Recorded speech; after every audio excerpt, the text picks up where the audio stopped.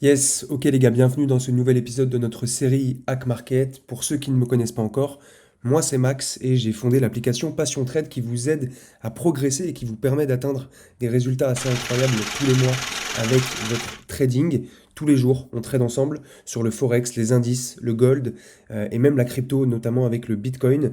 Vous avez le lien pour télécharger notre application et nous rejoindre 100% gratuitement. Vous allez pouvoir nous suivre chaque jour. On partage un trade offert sur la partie publique que vous allez pouvoir suivre de façon totalement gratuite. Donc prenez 5 secondes pour télécharger l'application et nous rejoindre là-bas directement. Si vous avez des questions, vous pourrez d'ailleurs nous contacter directement sur l'application. On vous répondra plus vite que si vous commentez une de nos vidéos. Alors, dans cette vidéo, je vais vous parler de ma stratégie et de ma façon de fonctionner sur les consolidations, ce qu'on appelle les ranges dans le marché. C'est toutes les petites boîtes qu'on voit juste ici. Donc là, on a un range, là, on a un gros range. Ici, dans un gros range, on peut en avoir des plus petits. Par exemple, ici, ici, ici, on en a plein. C'est tout simplement des consolidations latérales. Ok, c'est le prix qui consolide avant de continuer sa tendance. Donc je vais vous partager un petit peu ma façon de faire et ma façon de voir les choses par rapport au range. Parce qu'on vous dit toujours d'acheter en bas du range et de vendre en haut du range. Et donc en fait de trader à l'achat et à la vente dans le marché. Moi je vous déconseille de travailler de cette façon-là. Je vous recommande de travailler uniquement dans un sens. Ok. Alors j'ai plein de notes sur mon graphique, c'est pas très grave, on va descendre un peu. Si vous avez un marché en hausse, ok, au bout d'un moment, le marché va consolider. Donc le marché peut consolider comme ça, ok, dans un canal un petit peu baissier, si vous voulez, dans une espèce de drapeau avant de repartir à la hausse, mais il peut aussi monter et consolider à plat complètement dans ce qu'on appelle du coup un range. Et là, vous allez voir un petit peu tout, il y a plein de méthodes, il y a plein de façons de faire, mais on va souvent vous dire de vendre du coup en haut, donc à chaque point de contact en haut du range, donc la résistance, et d'acheter le support. Ça, c'est très bien. C'est très bien de dire ça, mais c'est beaucoup plus compliqué à faire qu'à dire. Moi, ce que je vous recommande de faire, c'est vraiment de trader dans un seul sens et dans le sens de la tendance. Ok. En théorie, quand on a un range, on sort toujours du range dans le même sens euh, que le sens de la tendance précédente. Ok, donc là, en l'occurrence, on était haussier.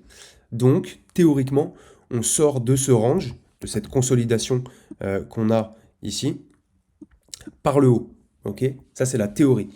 Et du coup, si vous allez vous mettre à vendre la résistance et acheter le support, il y a au bout d'un moment, si vous vendez, vous allez vous faire arracher, parce que le marché va monter et vous serez vendeur.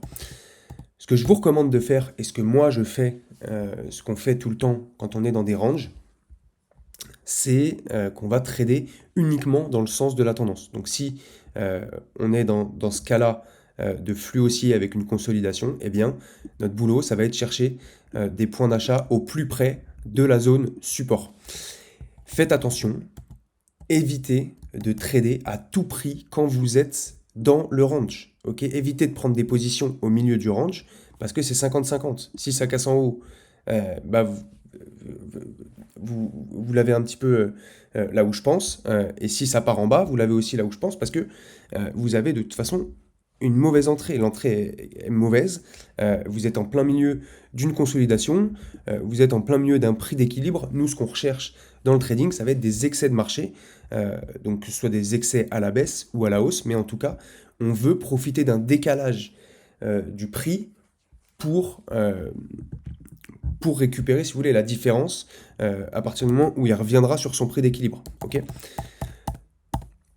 On peut aussi avoir le truc dans l'autre sens, donc flux baissier, consolidation latérale, ok, donc range, ok, très bien. Là, notre boulot, ça va être de vendre au plus près à chaque fois de la résistance, ok. Mais attention, on n'achètera pas la zone support, parce qu'à tout moment, ça peut casser et finir en bas. Donc l'objectif, c'est de prendre des positions au plus haut dans le range, au plus près de la résistance, d'accord, euh, de sécuriser ou d'encaisser un petit peu de bénéfice à chaque fois qu'on vient au plus près du support, et de pourquoi pas garder un petit solde vendeur, auquel cas où le marché casserait le support, et donc là on ferait énormément de performance. Ok. Mais attention au piège, évitez à tout prix, s'il vous plaît, c'est la deuxième fois que je vous le dis, mais c'est super important, de trader en plein milieu du range. Ok? Essayez de vendre ou d'acheter au plus près de la résistance ou acheter au plus près du support. Ok?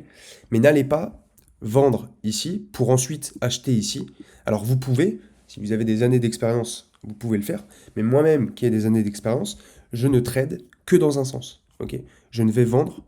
Par contre, je vais y aller fort. À chaque fois qu'on va revenir sur la résistance, eh ben, je vais vendre. À chaque fois qu'on va revenir sur le support, je vais encaisser des profits en gardant un petit solde sur ma position. Avec comme ça, je suis dans le marché si le support casse et que le marché va bien plus bas. Ok? Donc voilà pour les ranges, il ne faut pas chercher à faire compliqué, essayez de simplifier au maximum vos analyses, vos prises de position. Quand vous identifiez un range, on va remonter sur mon graphique, et je vais vous montrer ça un petit peu, ce qu'on aurait pu faire, ou ce qu'on a fait d'ailleurs. Là par exemple, on est dans un flux haussier, ok? Si on prend toute cette structure-là, flux haussier, consolidation, mais pas dans un range. Consolidation peut-être dans un canal baissier, ou autre chose, ou rien du tout d'ailleurs. Mais en tout cas, consolidation quand même. Ici, troisième phase du mouvement. Ok, une phase, deux phases, trois phases. Ok, la troisième phase continue. Ok. Ici, c'est compliqué d'acheter. Je vais enlever les mains. Ici, alors, attendez, hop.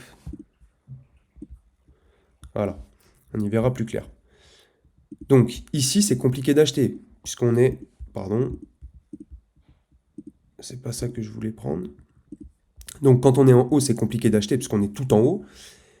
Et par contre, dès à partir du moment où on voit que ça commence à consolider ici, avec des plus bas, ici un deuxième plus bas, ok, ici on fait un plus haut avec une belle mèche, on revient ici. Donc on a déjà ici une belle zone, ok. Et bien ici on peut acheter, mais on va pas vendre une fois qu'on est là. On va pas vendre une fois qu'on est là, parce que ça peut casser à tout moment. Par contre, à chaque fois qu'on revient sur la zone support, eh bien on doit être là pour acheter, ok. Et là on voit que ça continue de monter. C'est un exemple tout bête, j'aurais pu en prendre un autre, plein d'autres, mais voilà comment vous devez réfléchir, voilà comment vous devez fonctionner, vous devez travailler que dans un seul sens, le sens prioritaire, suivre le mouvement. Alors, quand on est, par exemple, ici, pareil, on a une grosse phase de hausse ici, ici on voit que le marché est consolide, vous n'allez pas vous mettre à vendre la résistance du range, ok? Par contre, vous faites bien attention à pas acheter en plein milieu du range, vous devez définir le bas du range ou le haut du range, ou les deux, et en trader qu'un seul des deux. Ok, donc là, en l'occurrence, on trade à l'achat un maximum de fois, en tout cas, sur le support. Ok. Est-ce que j'aurai un range dans un flux baissier à vous montrer? Là, on peut en trouver un, on en a un juste là. Donc on est sur du 4 heures, on pourrait baisser l'unité de temps pour y voir un peu plus clair et pour avoir plus de détails. C'était le 26 mai 2022, on va se mettre en horaire et on va aller voir ça de suite. Alors, 26 mai 2022, tac, il est juste là. Donc voilà, donc là c'est la même chose, mais dans l'autre sens. On a un gros mouvement baissier, ok, ici, gros mouvement baissier. Ensuite, on a un rebond et on a une consolidation, du coup, horizontale, donc latérale, pardon, sur laquelle on n'achètera pas les supports, ici. On n'achètera pas le support, on ne voudra pas payer le rebond. Par contre, on va essayer de vendre un maximum de fois la résistance. Donc la première fois, ça peut être plus compliqué. Par contre, la deuxième, la troisième et la quatrième fois, on doit vendre ces rebonds-là, ok, dans le sens du flux initial. Rebond, consolidation et ensuite baisse. Ok. Voilà pour les ranges. Si vous avez apprécié cette vidéo, cette façon de fonctionner, ce que vous devez retenir, c'est, première chose, attention quand vous êtes dans un range, ne tradez pas en plein milieu du range, ok. Et ne cherchez pas à acheter en bas et vendre en haut. Non, tradez uniquement dans le sens prioritaire de la tendance, du flux, ok. Peu importe l'unité de temps, que ce soit 5 minutes, 1 heure ou daily, c'est exactement la même façon de fonctionner. Donc voilà, pour les ranges, si vous avez apprécié, mettez-nous un petit like, abonnez-vous à notre chaîne. Et encore une fois, si vous avez des questions, n'hésitez pas à nous envoyer un message directement sur notre application. C'était Max et je vous dis à très bientôt.